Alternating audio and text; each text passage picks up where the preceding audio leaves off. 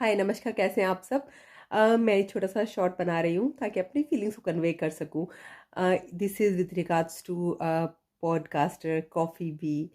तो मैं बहुत टाइम से व्लॉग बनाना चाहती थी, लेकिन जो चीज़ मुझे पुट ऑफ करती है वो ये कि चाहे हम कितना अच्छा कंटेंट लेकर आएँ, चाहे हम कितना बेहतरीन इंटेलेक्चुअल पॉडकास्ट बना के लाएँ जिससे कि कुछ समाज को मैसेज जाता हो, लेकिन उसको देखने की बजाय लोग ज़्यादातर वक़्त ज़ाया करते हैं, बर्बाद करते हैं या रीच देते हैं उन कंटेंट को जो कि बहुत ही निचले स्तर का होता है। उसमें कुछ सिवाय एक बहुत ही असभ्य तरीके से व्यवहार किया जाता है। जैसे कि आजकल एक चल रहा है जिसमें कि एक त्रिकोण लव ट्रायंगल चल रहा है जो बहुत ही पैथेटिक है, बहुत ही शर्मसार करने वाला है हमारे समाज को भी, हमारे संस्कारों को भी। जिसमें कोई सचिन नाम के इंसान हैं और एक नेहा नाम की स्त्री है।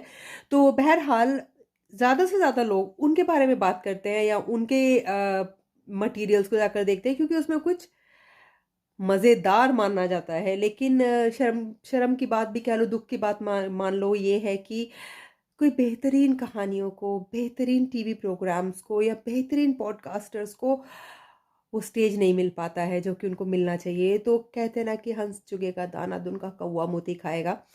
तो मैं बनाना चाहती हूँ, लेकिन सिर्फ़ इस वज़ह से मेरा दिल दुखी हो जाता है, टूट जाता है कि यूट्यूब पे हमें वो रीच नहीं मिल पाती है, जो कि एक सभ्य समाज को बनाने में शायद हम मदद कर पाएँ या उसका हिस्सा बन पाएँ या अपने एक्सपीरियंसेस शेयर कर पाएँ। लेकिन जबकि हम अपना पॉडकास्ट रखते हैं तो उसमें उतनी रीच नहीं आती है, जितनी कि ऐसे कंट्रोवर्शियल प्रोग्राम्स के लिए आती है।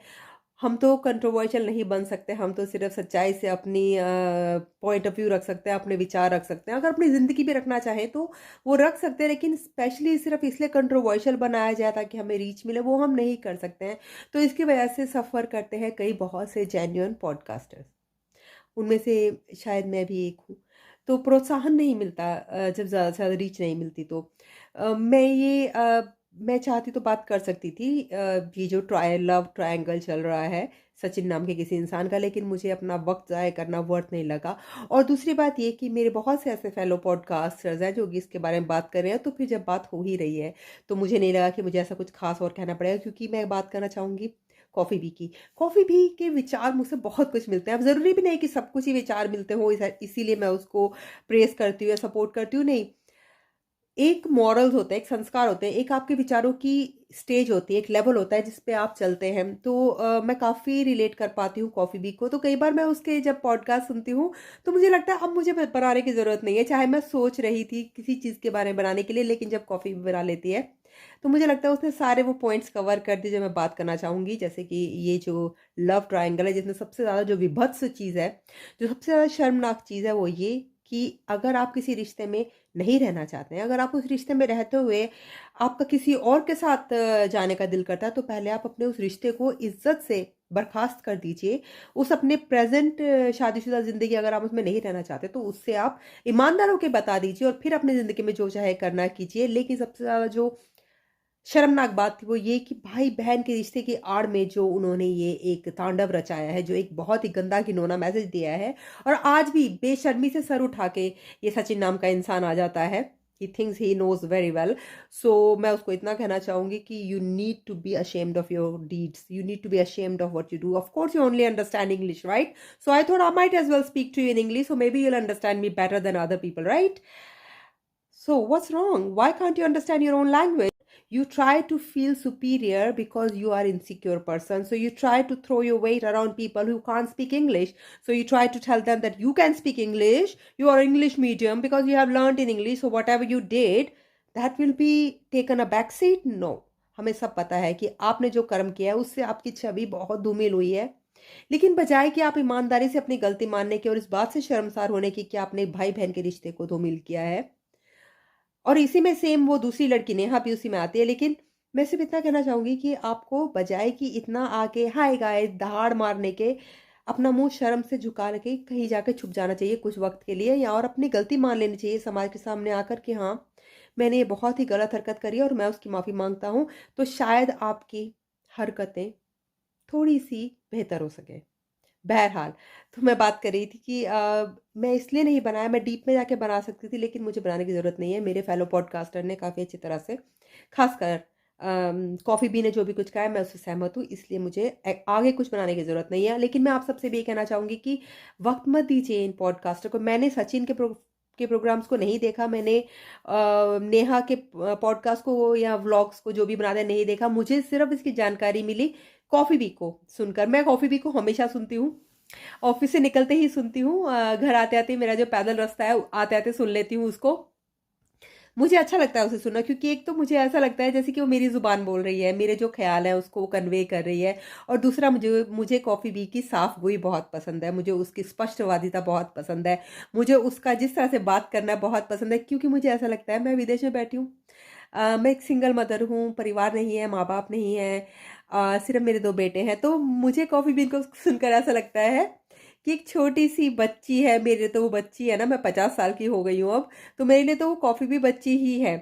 तो मुझे ऐसा लगता है कि एक जैसे मैं ऑफ़िस से आई हूँ और मेरे पड़ोस की, इंडिया में हूँ और मेरे पड़ोस की एक प्यारी-सी बच्ची ने आकर मेरे पास आके सारे दिन की कहानी सुना दी है कि दीदी देखो आज ये हुआ, दीदी देखो आज मोहल्ले में ये हुआ। तो वो सब तो मुझे यहाँ नहीं मिलता, तो कॉफ़ी बी को मैं सुनती हूँ, तो मुझे अच्छा लगता है उसकी बातें सुनना। मुझे कसम से ऐसा लगता है जैसे मेरी एक कोई छोटी बहन हो और मेरे पास आके वो दुनिया भर की बातें बता रही हो।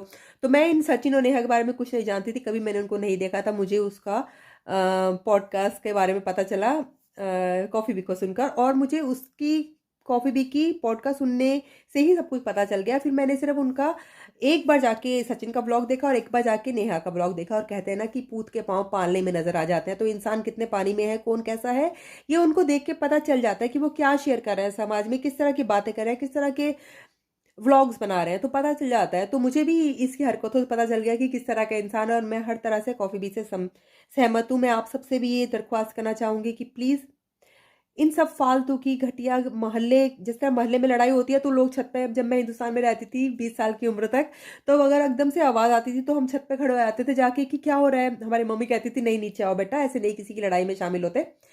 लेकिन बाहर देखते थे हम कि कौन अपने घर से बाहर निकल के झगड़ा कर रहा है। तो बिल्कुल ये सचिन नाम के इंसान की वही हरकत है, नेहा की वही हरकत है, नेहा ही नाम है ना उसका आई थिंक, इन और मनीषा उनकी मिसेज़, ये सब ऐसे कर रहे हैं जैसे कि गले ही अपने जो गंदे कपड़े हैं वो गली में आकर धो रहे हैं। कोई अपना आत्मसम्मान नहीं है, कुछ गरिमा नहीं है, कुछ वैल्यूज़ नहीं है अपनी प्राइवेसी की। तो इस तरह से वो हरकतें कर रहे हैं जैसे कि मोहल्ले के बाहर खड़े होके लड़ रहे हों। ख़ैर उनकी जितनी अम, मानसिक ऊँचाई है वो उतना ही काम कर सकते हैं, लेकिन मैं आप सबसे कहना चाहूँगी कि उन लोगों को इतने व्यूज़ ना दिए जाएँ, उसकी हरकतों को इतना सपोर्ट ना किया जाए।